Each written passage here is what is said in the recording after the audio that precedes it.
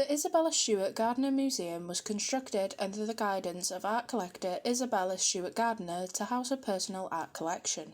The museum opened to the public in 1903 and Gardner continued to expand the collection and arrange it until she passed away in 1924.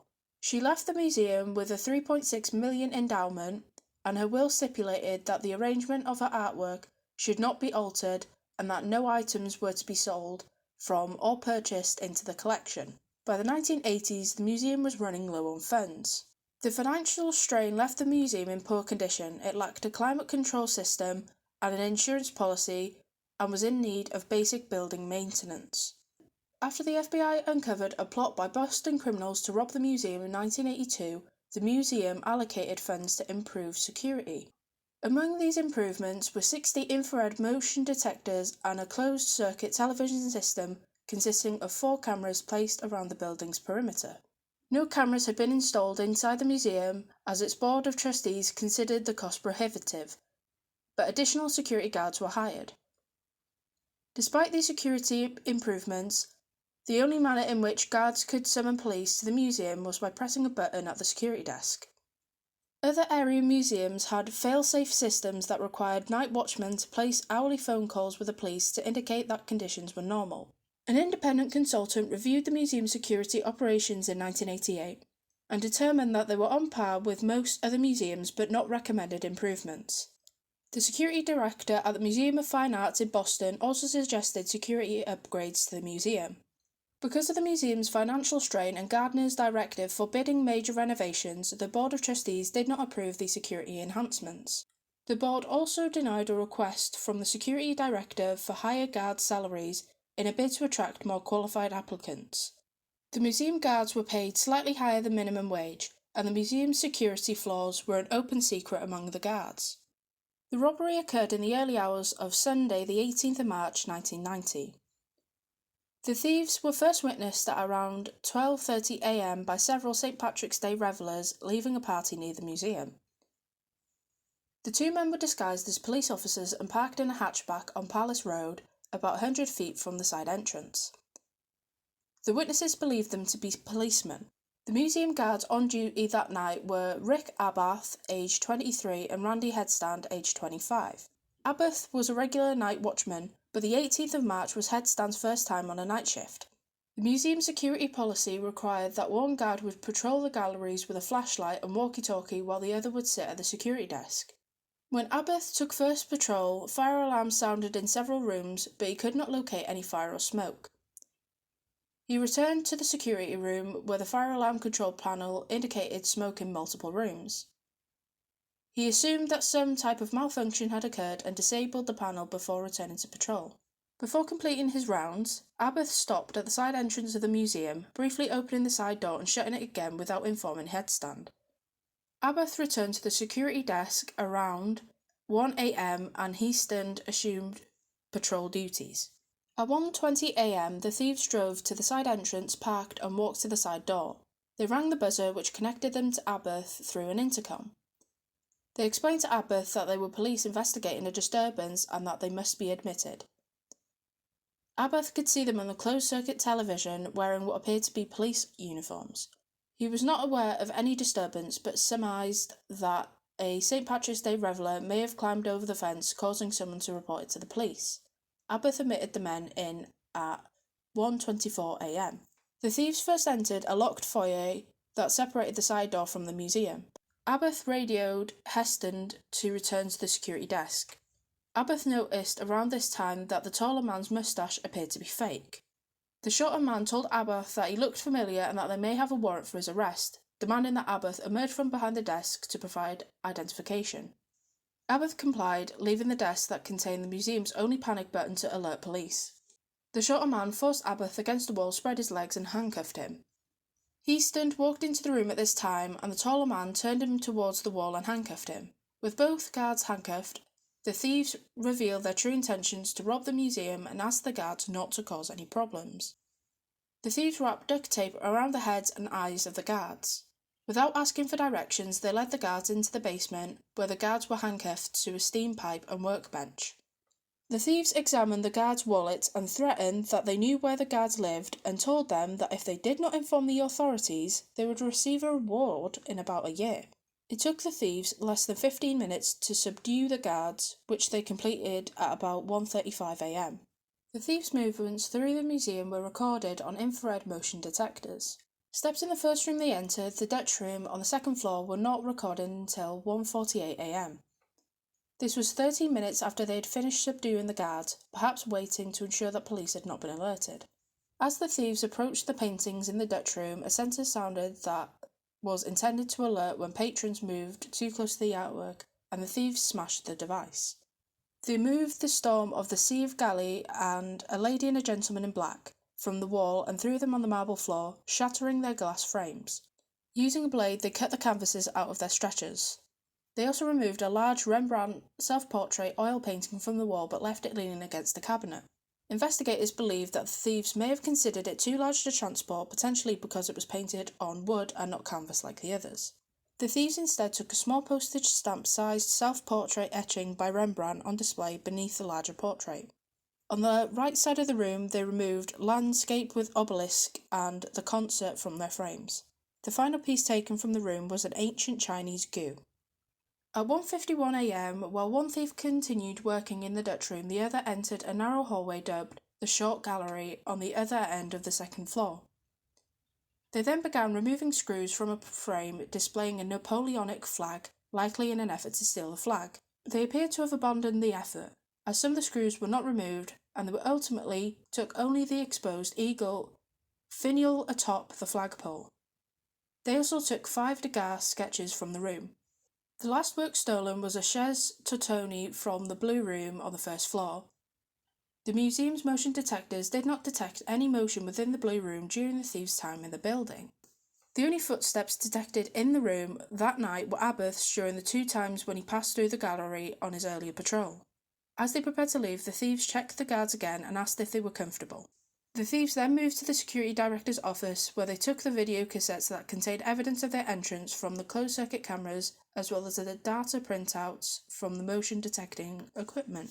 The movement data was also captured on a hard drive, which remained untouched. The frame for chaise Tortoni was left at the security director's desk.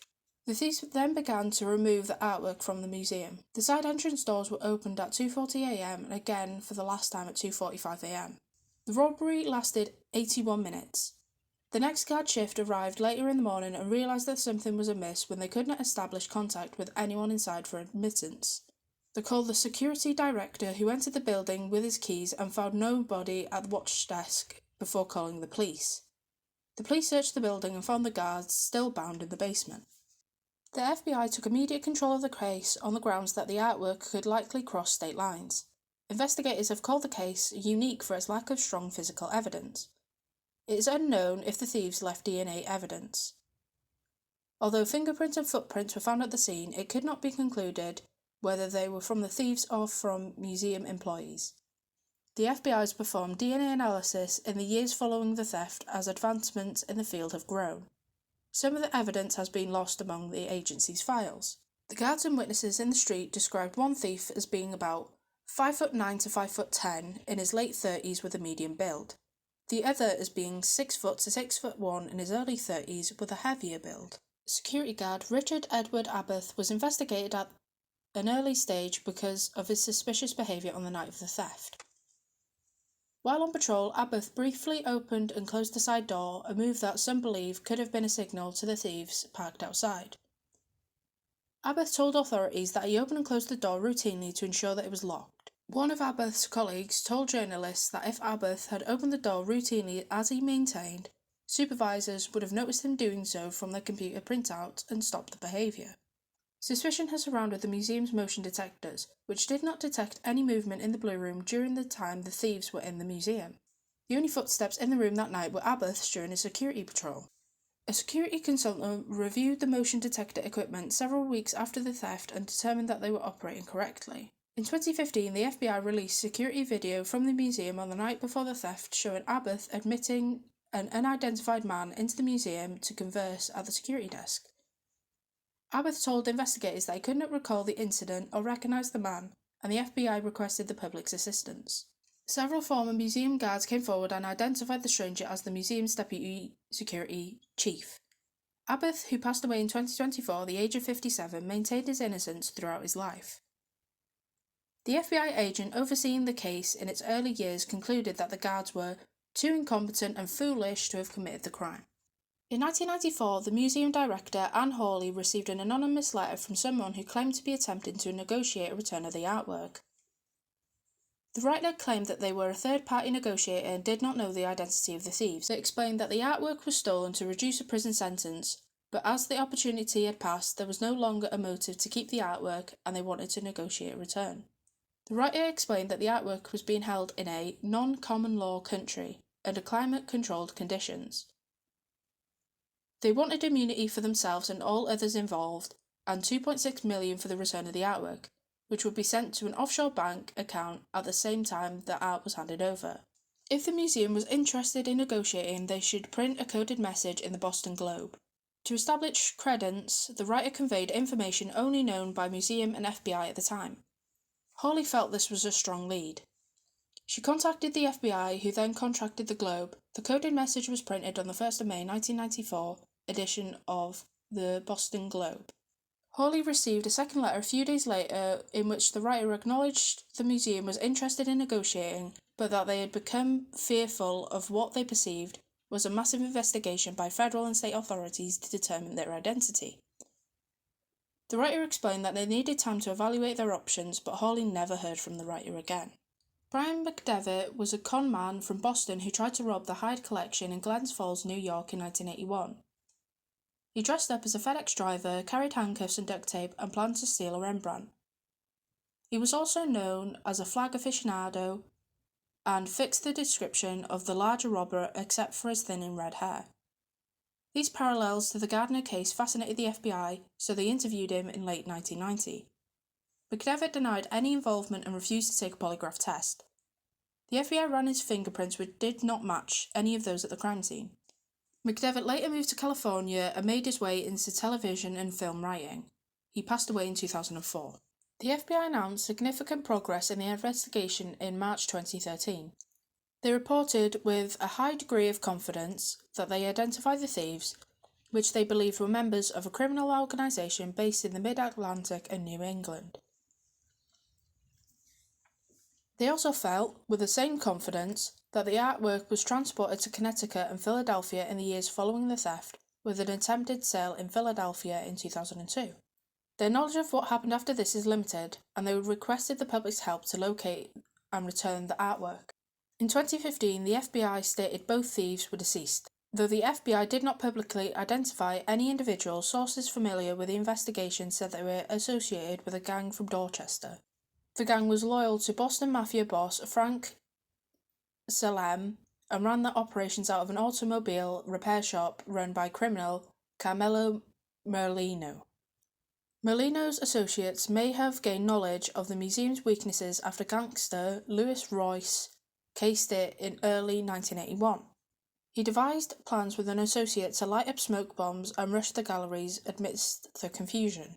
In 1982, when an undercover FBI agents were investigating Royce and his associates for an unrelated art theft, they learned of their interest in robbing the Gardner Museum and warned the museum of the gang's plan. Royce was in prison at the time of the robbery. Royce shared his plan with others and believes associate Stephen Rossetti may have ordered the robbery or shared it with someone else. Among those associated with the Merlino gang were Robert Guarente and Manchester, Connecticut gangster Robert Janeel. Guarente passed away from cancer in 2004, but his widow, Aline, told FBI in 2010 that her husband had previously owned some of the paintings. She claimed that when her husband got sick with cancer in the early 2000s, he gave his paintings to Janeel for safekeeping. Gentile denied the accusations, claiming that he was never given them and knew nothing about their whereabouts. Federal authorities indicted Janeel on drug charges in 2012, likely in an attempt to pressure Janeel for information about the Gardner works. He submitted to a polygraph test, which indicated that he was lying when he denied any knowledge of the theft or location of the artwork. Gentile maintained that he was telling the truth and demanded a retest.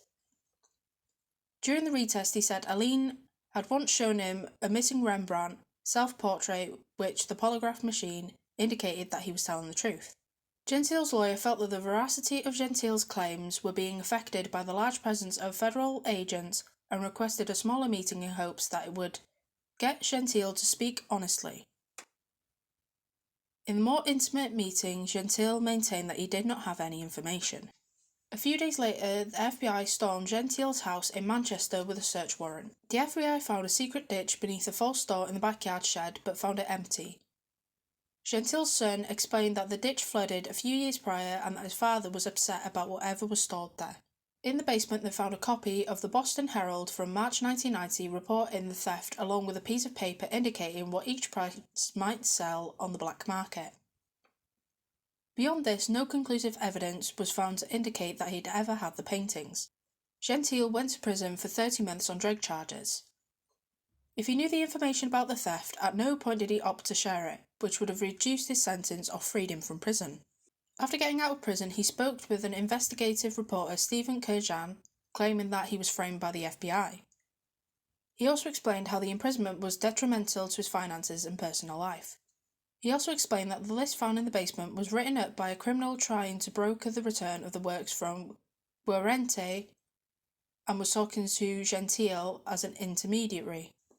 When asked about what could have been in the ditch, Gentile could not recall but believed it could have been small motors. David Turner was another associate of Molino. The FBI began investigating him in 1992 when a source told them that Turner had access to the paintings. Molino was arrested that same year for drug trafficking and told authorities that he could return the paintings for a reduced prison sentence. He asked Turner to track down the paintings. Turner failed to return them, though he heard they were in a church in South Boston. Another associate arrested in the drug sting told authorities about Turner's involvement in several break-ins but never mentioned the Gardner heist.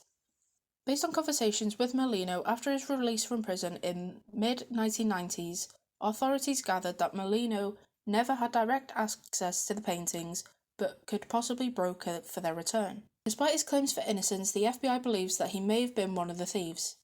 Evidence indicates that he went to Florida to pick up a drug order just days before the heist, and credit card records believe that he remained there through the night of the robbery.